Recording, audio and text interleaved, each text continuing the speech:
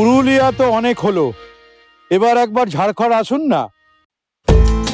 বেরিয়ে পড়লাম আজকের বিভিন্ন দ্রষ্টব্য স্থানগুলো দেখবার জন্য।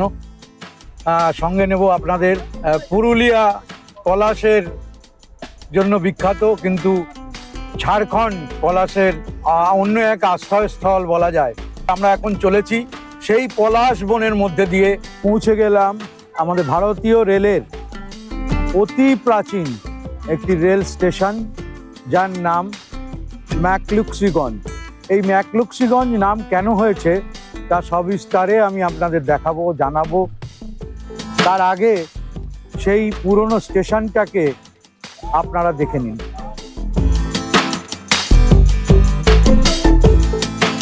মাত্র হাতে গোনা কয়েকটা ট্রেন এখানে দাঁড়ায়, বেশিরভাগ মালগাড়ি চলে।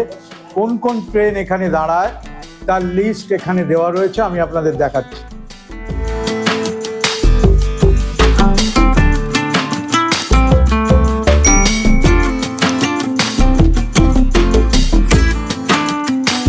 ছোট্ট একটা স্টেশন, যা আজও রেলের ঐতিহ্য বহন করে চলেছে। আপনারা দেখুন, ম্যাকলুস্কিগঞ্জ ভারতের ঝাড়খণ্ড রাজ্যের একটি ছোট্ট পাহাড়ি শহর, যা রাজধানী রাঁচি থেকে প্রায় 40 মাইল মানে 64 কিলোমিটার উত্তর পশ্চিমে অবস্থিত।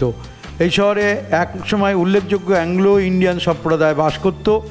ব্রিটিশ আমলের পুরনো প্রাসাদ, পাহাড় ও ঝর্ণার জন্য এটি একটি পর্যটন কেন্দ্র।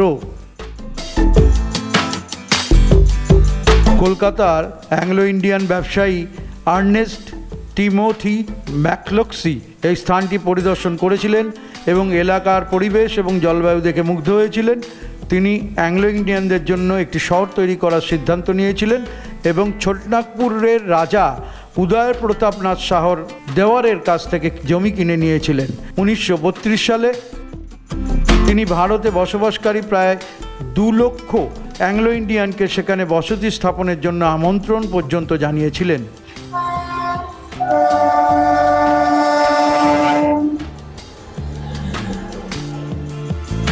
এটি 1933 সালে অ্যাংলো ইন্ডিয়ানদের জন্য একটি স্বদেশ বা মুলুক হিসাবে ভারতের কলোনাইজেশন সোসাইটি দ্বারা প্রতিষ্ঠিত হয়েছিল।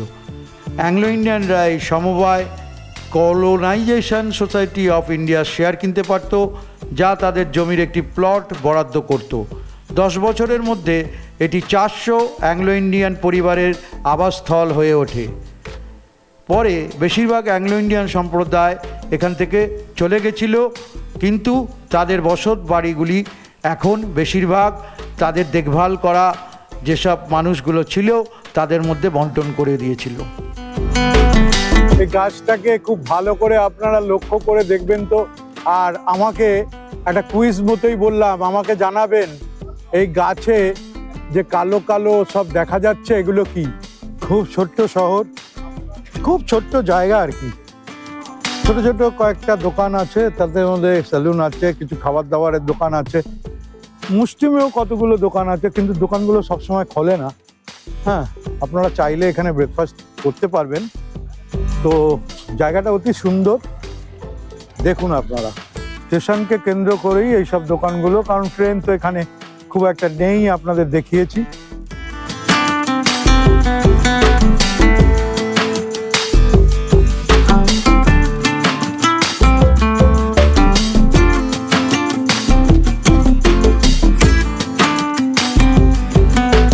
আমি এসে পৌঁছালাম জাস্ট ঠিক ফ্রন্ট গেটের সামনে। আমাদের কথা সাহিত্যিক বুদ্ধদেব গুহ মহাশয়ের বাংলো ছিল এইটা। বর্তমানে Bakshi, colonel Bakshi, army colonel, উনি এই বাংলোটা কিনে নিয়েছেন।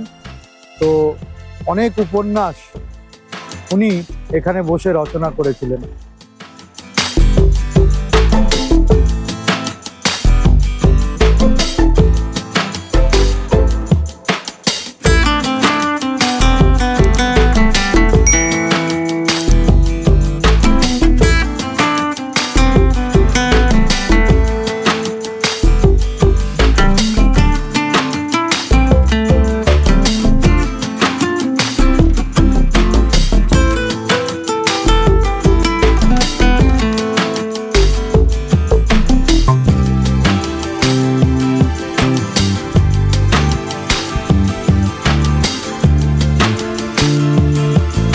গেলাম জাগৃতি বিহার ম্যাকলুক্সিগঞ্জ। এখানে আপনার বেশ কিছু হেরিটেজ বাংলো আছে, যেটা পরবর্তীকালে হসপিটাল হয়। মানে তখনকার সময় যারা ইংরেজ আমলে যারা এখানে বাংলো করেছিলেন, সেটা হসপিটালে হিসাবে ব্যবহার করা হতো। তার কিছু নিদর্শনও এখানে আছে, যতটা পারবো দেখাবো। সব থেকে ভালো লাগছে একদম শুকনো শাল পাতার বিছানো রাস্তা, মরমর করে তাতে আওয়াজ হচ্ছে, এক অন্য অনুভূতি। চলুন যাওয়া যাক সেই সব স্মৃতিগুলো একবার ঝালিয়ে নিতে।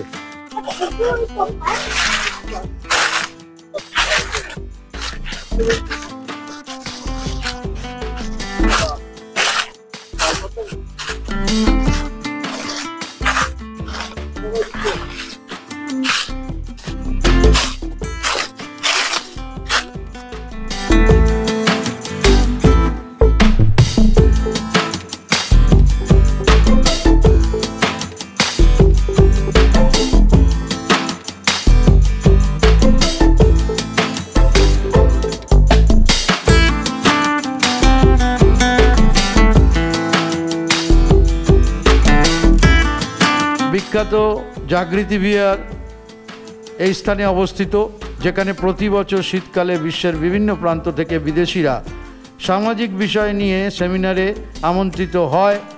জাগৃতি বিহারের ভিতরে অনেক বাগান রয়েছে, ভেতরে একটি স্কুলও রয়েছে।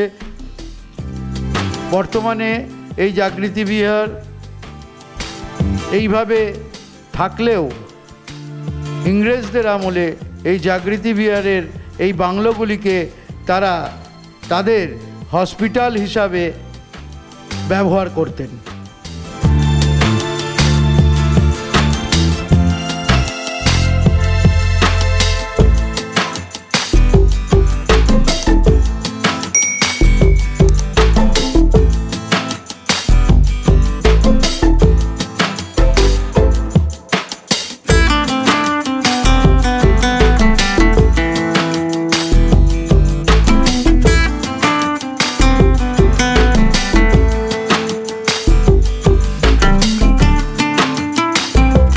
পৌঁছে গেলাম ম্যাকলুক্সিগঞ্জে আরেকটি দ্রষ্টব্য স্থান, সর্বধর্ম স্থান। এখানে মন্দির, মসজিদ ও আপনার গুরুদ্বারা তিনটের অবস্থান এখানে।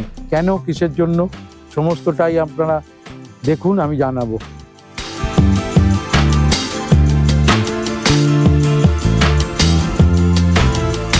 ম্যাকলুক্সিগঞ্জের সর্বধর্মস্থল হলো একটি অন্যান্য স্থান, যেখানে বিভিন্ন ধর্মের সহাবস্থান রয়েছে।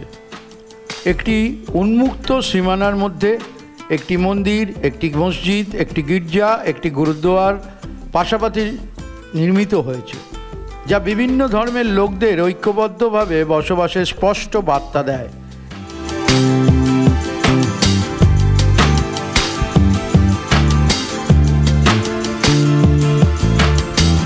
এই জায়গাটায় আপনার খ্রিস্টানদের বেদি শুরু হয়েছিল, কিন্তু শেষ হয়নি। খ্রিস্টানদের বেদি এটা। আজ তবে এই পর্যন্তই। দেখা হচ্ছে আগামী কোনো একটা পর্বে নতুন একটা জায়গাকে সঙ্গে নিয়ে। ততক্ষণ সবাই ভালো থাকুন, সুস্থ থাকুন আর দেখতে থাকুন ডেস্টিনেশনস আনলিমিটেড।